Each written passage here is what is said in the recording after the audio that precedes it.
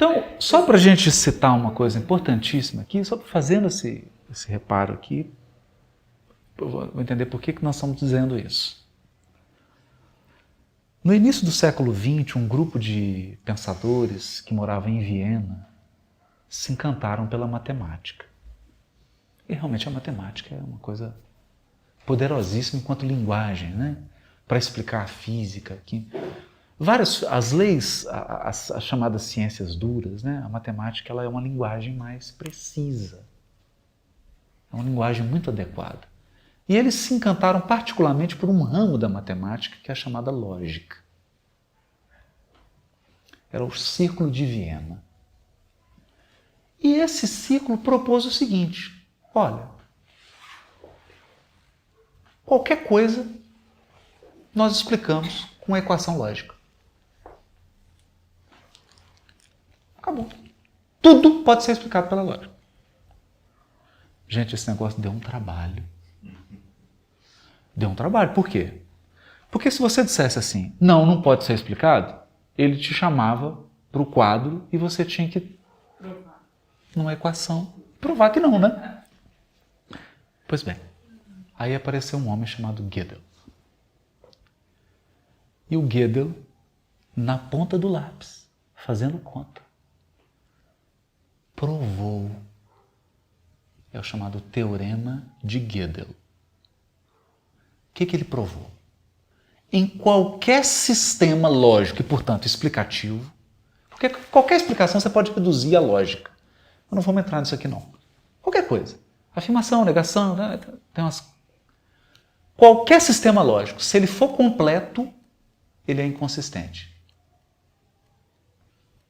Ou seja, se ele explicar tudo, ele tem brecha. E se ele for consistente, se ele não tiver brecha, ele é incompleto. Isso tem lógica até na história. Tipo, na história existem milhares de vertentes, então você vai defender o seu ponto de vista e você não vai conseguir provar, por mais que você tenha um bom estudo sobre a área, tudo sobre aquilo, até porque você tem provas documentais que são materiais, aquelas que são da história oral, a história cultural, a história da política, a história de não sei quem, então estou falando da minha vertente. Entendeu? Claro, a história claro. da arte, que também é simbólica, e assim vai por diante. Na verdade, você tem múltiplos pontos sobre uma ideia. Só que aqui, Marina, tem um aspecto mais complexo. Porque quando você vai para a história, para essas ciências mais culturais, você tem um forte elemento subjetivo. E aqui esses sujeitos estão trabalhando com as chamadas ciências duras, onde o elemento subjetivo, ele existe. Eles acreditavam que não existia, mas existe. Mas ele é bem menor. Ele é bem menor.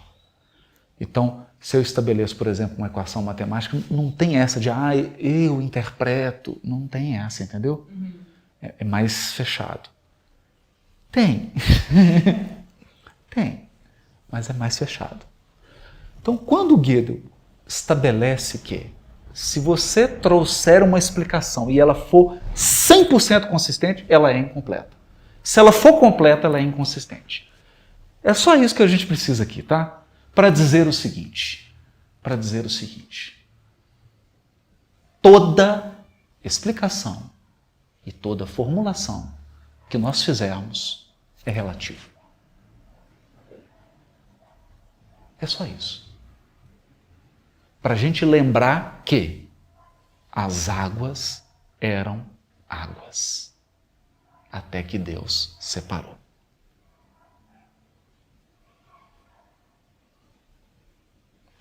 O que nós estamos querendo dizer com isso? Deus existe no plano da unidade absoluta. Nós existimos no plano da separação.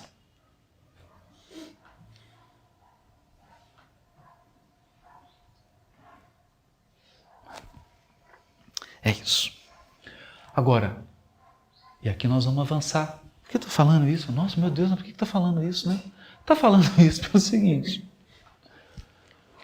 O que o povo... Tem certas coisas que são tão simples, né? Então, os mesopotâmios já faziam isso, mas vamos pegar os egípcios. Começaram a olhar para o céu. Poxa, é engraçado, né? Esse movimento aqui sempre se repete. Sempre se repete. Esse eclipse é exato, pode contar. Não pedir. É exato. E começaram a mapear ciclos, ocorrências, e perceberam ordem absoluta. Absoluta. Uma ordem. Olhei para cima, eu vi ordem. Aí eu olho para as famílias dos faraós e para as sucessões de faraós. Primeira impressão que você tem: caos. Aí eu olho para as enchentes do rio Nilo. Qual que é a impressão que eu tenho? Caos.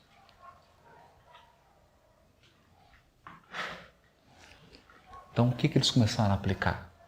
E se o que está acontecendo aqui aparentemente caótico, por similitude, não por influência, hein? Esse é um grande equívoco. Não apenas por influência. Não apenas por influência. Okay? Mas por similitude. Se o funcionamento for similar, então eu preciso ver ordem no caos. E aí começam as elaborações, a princípio tidas como místicas, e que vão ter um grande impacto no texto bíblico. O texto bíblico vai trabalhar com ciclos que são astronômicos, com regularidade de festas que são regidas por elementos astronômicos. Qual que é a importância disso? Olha, nós entramos, Rosh Hashanah. Ontem foi ano novo, né, judaico, né? Dia 9. E daqui 10 dias nós temos Yom Kippur. Não é? Então, esse é um fenômeno astronômico, né? Porque como que o povo hebreu determina o ano novo, o Yom Kippur, que é o dia do juízo ou o dia do perdão? Por lua, por ciclos lunares, né? Ciclos lunares combinados com alguma coisa de ciclo solar. É isso. E o Yom Kippur é uma data muito importante, e ela está ligada a esse fenômeno astronômico, e o Apocalipse é um Yom Kippur. Em termos de tempo, ele é preciso? Não. É preciso. É preciso? É preciso. Porque se você tem É preciso, mas eu digo assim, uma precisão astronômica, não uma precisão de calendário gregoriano. Porque o nosso problema é o calendário gregoriano. Não é? Porque ele é um calendário que criou um sistema artificial. Né? Ele foi gerado quando, você sabe? Acho que não, o ano exato eu não sei, Marina. Mas foi Era bem posterior, Idade né? Média, assim, baixa, né? E aí ele altera essa coisa, mas do ponto de vista astronômico é preciso, extremamente preciso. E quando você pega toda aquela simbologia de Apocalipse, que todo mundo fica apavorado, né? Meu Deus, mas que linguagem é essa? Que sim? É uma cerimônia de Yom Kippur. Se você olha lá o ritual de Yom Kippur, o que tem, o que acontece no Yom Kippur, o que é o significado, o Apocalipse todo é uma cerimônia do Yom Kippur. Importante a gente entender isso. Vários profetas, textos proféticos que são dificílimos de entender, eles têm uma referência astronômica.